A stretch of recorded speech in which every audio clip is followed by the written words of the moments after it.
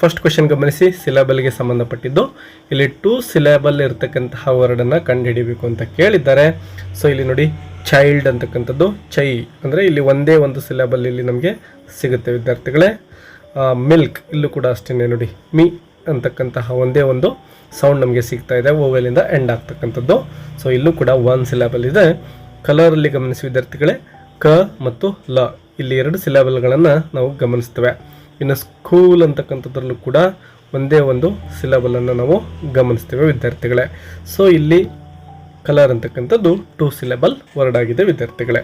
Second ಒಂದು ನೋಡಿ, fill in the blank with correct article ಅಂತ ಕೇಳಿದರೆ, I will send you dash SMS ಅಂತ ಇದೆ ನೋಡಿ. ಇಲ್ಲಿ SMS ಅಂತಕ್ಕಂಥದ್ದು ಎಸ್ ಅಂತೇನು ಪ್ರೊನೌನ್ಸಿಯೇಷನ್ ಮಾಡ್ತೀವೋ, ಇಲ್ಲಿ ಎ ಅಂತಕ್ಕಂಥದ್ದು ವೊವೆಲ್ ಸೌಂಡ್ ಆಗಿದೆ. ಸೊ ಈ ರೀತಿ ವೊವೆಲ್ ಸೌಂಡಿಂದ ಪದ ಆರಂಭ ಆಗಿದ್ರೆ ನಾವು ಆ್ಯನ್ ಅಂತಕ್ಕಂತಹ ಆರ್ಟಿಕಲನ್ನು ಫಿಲ್ ಮಾಡ್ತೇವೆ. Third one, fill in the blank with suitable linker ಅಂತ ಇದೆ. Ravi couldn't reach in time dash he missed the bus ಅಂತ ಇದೆ. ರವಿ ಸರಿಯಾದಂತಹ ಸಮಯಕ್ಕೆ ರೀಚ್ ಆಗಿರೋದಿಲ್ಲ, ಹಾಗಾಗಿ ಅವನು ಬಸ್ಸನ್ನು ಮಿಸ್ ಮಾಡ್ಕೊಳ್ತಾನೆ. ಇಲ್ಲಿ ಸರಿಯಾಗಿರ್ತಕ್ಕಂತಹ ಲಿಂಕರ್ ಸೊ ಅಂತೇಳಿ ಆಗುತ್ತೆ. ಇನ್ನು 4ನೇ ಪ್ರಶ್ನೆ, fill in the blank with appropriate preposition ಅಂತ ಇದೆ. Harish went to America dash higher studies ಅಂತ ಇದೆ. ಸೊ ಇಲ್ಲಿ ಫಾರ್ ಅಂತಕ್ಕಂಥದ್ದು ಕರೆಕ್ಟ್ ಆಗಿರೋ preposition. Fifth question, identify the parts of speech of the underlined word ಅಂತ ಇದೆ. ಇಲ್ಲಿ ಅಂಡರ್ಲೈನ್ಡ್ ವರ್ಡ್ ಯಾವುದಪ್ಪ ಅಂದರೆ ಲ್ಯಾಂಕಿ ಅಂತಕ್ಕಂಥದ್ದು. Baleshwar was a lanky boy ಅಂತ ಇದೆ. ವಿದ್ಯಾರ್ಥಿಗಳಿಗೆ ಗಮನಿಸಬೇಕು, ಇಲ್ಲಿ ಬಾಲೇಶ್ವರ್ ಅಂತಕ್ಕಂಥದ್ದು ನೌನ್ ಆಗಿದೆ. ಸೊ ಇಲ್ಲಿ ಲ್ಯಾಂಕಿ ಅಂತಕ್ಕಂಥದ್ದು ಆ ಬಾಲೇಶ್ವರ್ ಹೇಗಿದ್ದಾನೆ ಅಂತೇಳಿ ಡಿಸ್ಕ್ರೈಬ್ ಮಾಡ್ತಾ ಇದೆ. ಅಂದರೆ ನೌನನ್ನು ಡಿಸ್ಕ್ರೈಬ್ ಮಾಡ್ತಕ್ಕಂತಹ ಪದವೇ ಈ ಒಂದು ಲ್ಯಾಂಕಿ ಆಗಿರುತ್ತೆ. ಸೊ ಈ ರೀತಿ ನೌನನ್ನು ಡಿಸ್ಕ್ರೈಬ್ ಮಾಡಿದರೆ ಅಂತಹ ಪದಗಳನ್ನು ನಾವು ಅಡ್ಜೆಕ್ಟಿವ್ಸ್ ಅಂತೇಳಿ ಕರಿತೇವೆ. ಸೊ ಲ್ಯಾಂಕಿ ಅಂತಕ್ಕಂಥದ್ದು ಅಡ್ಜೆಕ್ಟಿವ್ ಆಗಿರುತ್ತೆ.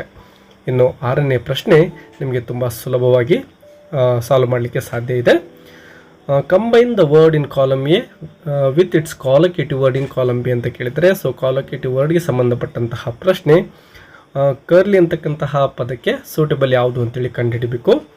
Curly hair, curly nose, curly ear ಅಥವಾ ಕರ್ಲಿ ಹ್ಯಾಂಡ್, ಇದರಲ್ಲಿ ಸರಿಯಾಗಿರ್ತಕ್ಕಂಥದ್ದು ಕರ್ಲಿ ಹೇರ್ ಅಂತಕ್ಕಂಥದ್ದು. ಸೊ ನೀವು ಆನ್ಸರ್ ಶೀಟ್ ಬರಿಬೇಕಾದ್ರೆ ಇಂತಹ ಪದಗಳನ್ನು ಕಂಪ್ಲೀಟಾಗಿ ಬರಿಬೇಕು, ಕರ್ಲಿ ಹೇರ್ ಈ ರೀತಿಯಾಗಿ.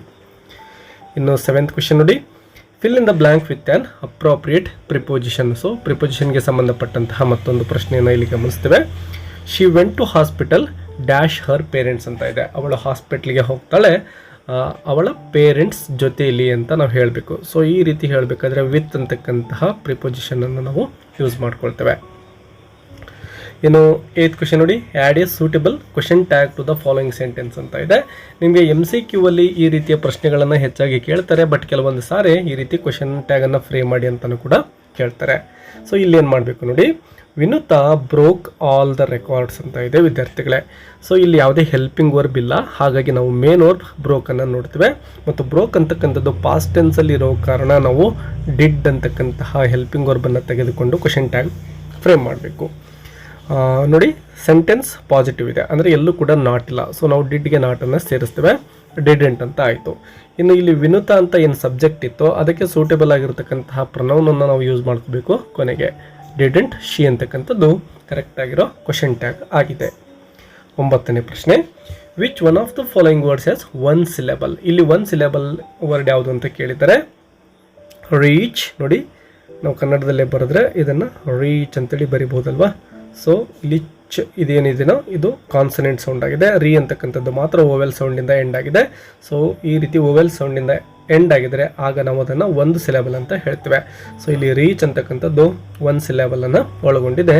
ಸೊ ಅದೇ ಇಲ್ಲಿ ಉತ್ತರ ಆಗುತ್ತೆ ನೋಡಿ. ಸಿಲ್ವರಲ್ಲಿ ಸಿ ಮತ್ತು ಲ್ವ 2 ಸಿಲೆಬಲ್ ಇದ್ದಾವೆ. ಅದೇ ರೀತಿ ವೆಂಚೂರಲ್ಲಿ ವೇ ಮತ್ತು ಚು, ಸೊ ಇಲ್ಲೂ ಕೂಡ 2 ಸಿಲೆಬಲ್ ಇದ್ದಾವೆ. ಪೇಪರ್ ಇಲ್ಲೂ ಕೂಡ 2 ಸಿಲೆಬಲ್ ಇದ್ದಾವೆ. ಸೊ ರೀಚ್ ಅನ್ನೋದೇ ಸರಿಯಾಗಿರುವ ಉತ್ತರ. 10ನೇ ಪ್ರಶ್ನೆ, identify the parts of speech of the underlined word ಅಂತ ಕೇಳಿದರೆ, Mysuru is A clean city. ವಿದ್ಯಾರ್ಥಿಗಳೇ ಇಲ್ಲೂ ಕೂಡ ಗಮನಿಸಬಹುದು ನೀವು, ಮೈಸೂರು ಅಂತಕ್ಕಂಥದ್ದು ನೌನ್ ಆಗಿರುತ್ತೆ.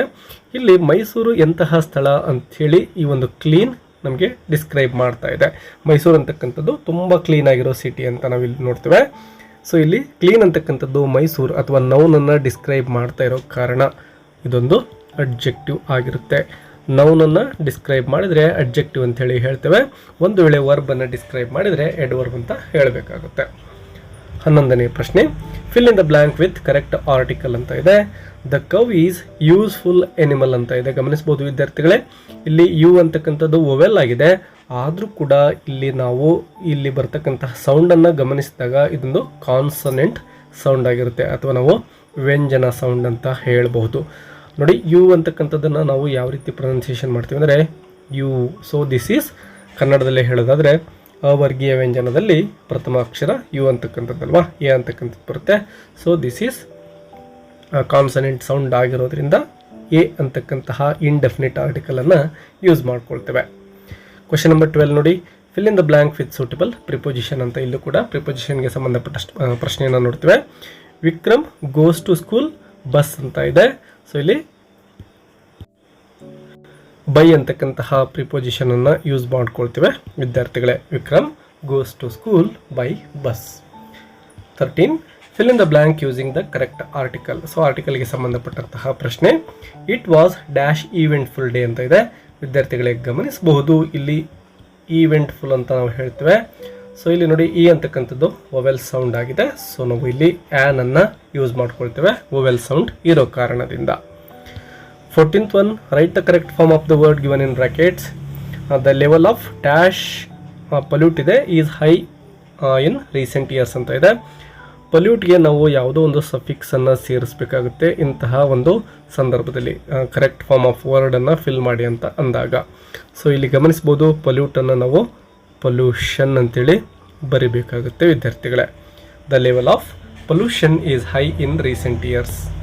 ಇನ್ನು 15ನೇ ಪ್ರಶ್ನೆ, fill in the blank with appropriate preposition ಅಂತ ಇದೆ. ಇಲ್ಲೂ ಕೂಡ ಪ್ರಿಪೊಸಿಷನ್ಗೆ ಸಂಬಂಧಪಟ್ಟಂತಹ ಪ್ರಶ್ನೆ. ರಾಘವ್ ಲೀವ್ಸ್ ಡ್ಯಾಶ್ ಆನೆಪಾಳ್ಯ ಇನ್ ಬೆಂಗಳೂರು ಅಂತ ಇದೆ. ಸೊ ಇಲ್ಲಿ ನೋಡಿ, ಆನೆಪಾಳ್ಯ ಅಂತಕ್ಕಂಥದ್ದು ಚಿಕ್ಕ ಸ್ಥಳ ಆಗಿರುತ್ತೆ ಬ್ಯಾಂಗ್ಳೂರಲ್ಲಿ. ಇಲ್ಲಿ ಆಲ್ರೆಡಿ ಇನ್ ಅಂತಕ್ಕಂತಹ ಪ್ರಿಪೊಸಿಷನನ್ನು ಗಮನಿಸಿದ್ದೇವೆ.